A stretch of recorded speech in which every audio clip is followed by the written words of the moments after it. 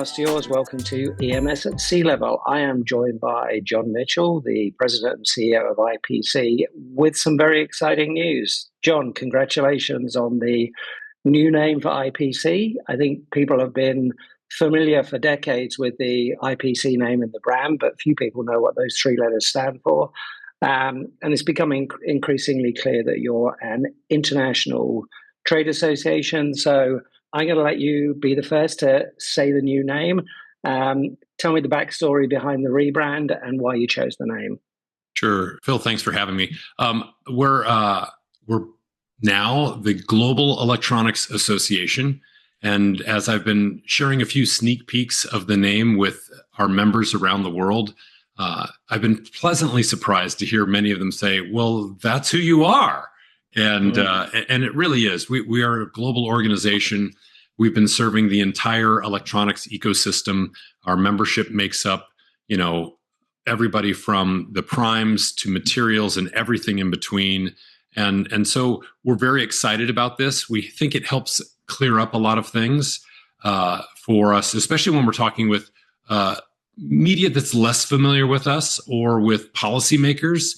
The name IPC, while iconic in terms of standards and certification to the industry, because the letters don't stand for anything, has been a bit of a challenge. And, since we've existed since 1957, at that time, we were strictly a board association.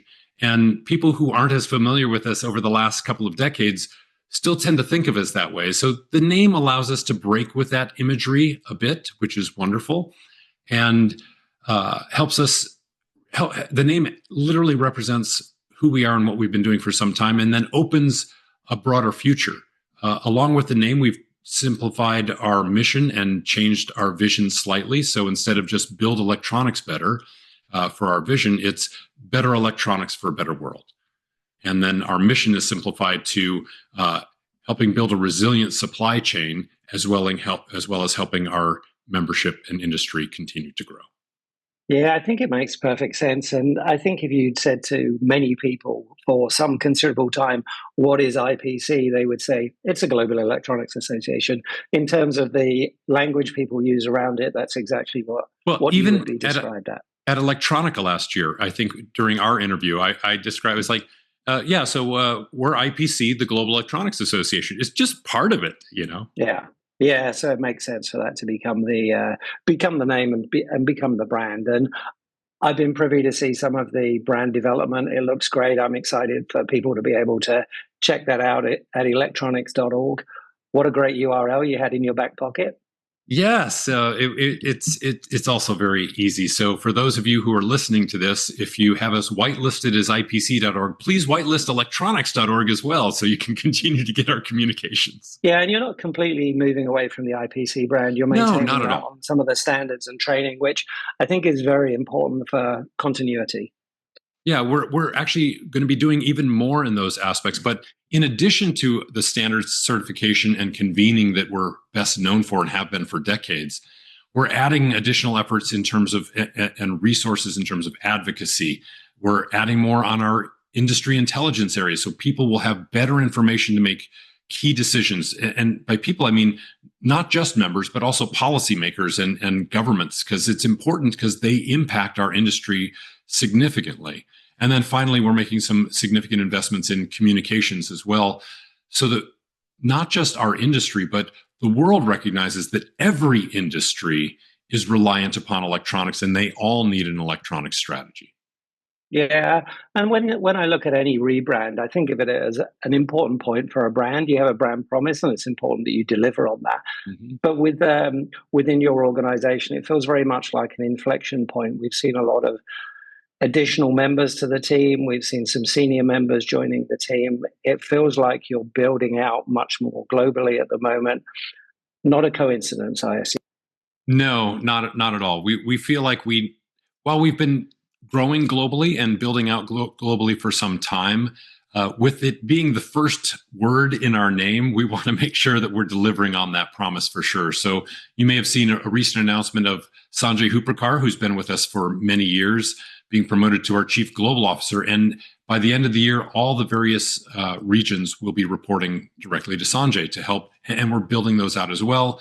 Communications, and all the various support efforts underneath each of those areas as well are being built up. Yeah, so it's a substantial investment, and it's a substantial investment globally.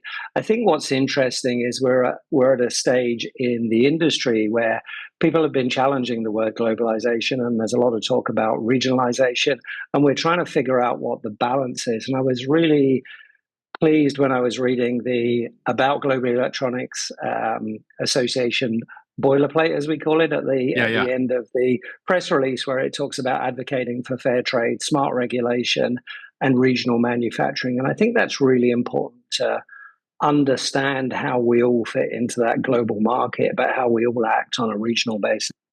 Yeah, I have had some people say, really, in today's world, you're leaning into global? And I'm like, absolutely, because that's the reality of the electronics industry.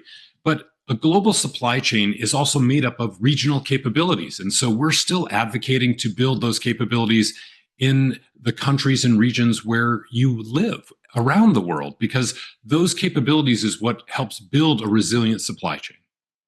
Yeah.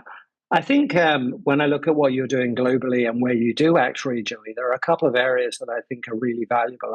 And I know these come to a certain degree under Chris Mitchell. The area of advocacy, I think, is really important, because much as there are global issues and challenges that face the industry, the only way you're going to deal with those from an advocacy point of view is to do that locally. And the only way you can bring together industry insight and research is to do it regionally and then be able to review it through your team on a global basis. That's a really nice synthesis of this global regional model. It is. It feels like we're kind of talking out of both sides of our mouth at the same time. It's like, oh, we're global here, but things like advocacy absolutely need to be very regionally or even country focused. Standards, very global, and so we play in both realms very, very well, frankly, and that requires those local teams to be able to support, first understanding the local members' needs, and then also understanding local needs of the governments and local directions that the governments are taking. Yeah, and I think when I think of the other direction that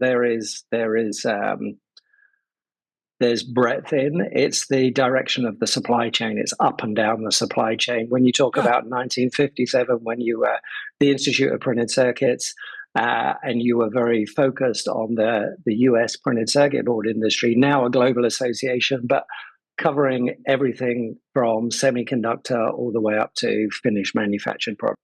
Absolutely. I mean, a large portion of our members are the OEMs and primes, the brands that most people in the world recognize. But then, we have the semiconductor subsector, if you will, the EMS subsector, the harness subsector, the board subsector, the material subsector, the equipment subsector. So just all of these pieces are really required to deliver a system. And so we are uniquely positioned with membership in all of those subsectors to represent that complete picture to other industries, to governments, policymakers, et cetera. Yeah, when you look at producing policy, you look at producing standards, you look at producing insight, you can only do that if you're producing it for the entire ecosystem. If you focus on one area of the ecosystem, there's an area of the ecosystem that is acting without connection to everybody else. So that's essential, isn't it? It's the reality. We are a connected industry. Yeah. And you connect people incredibly well.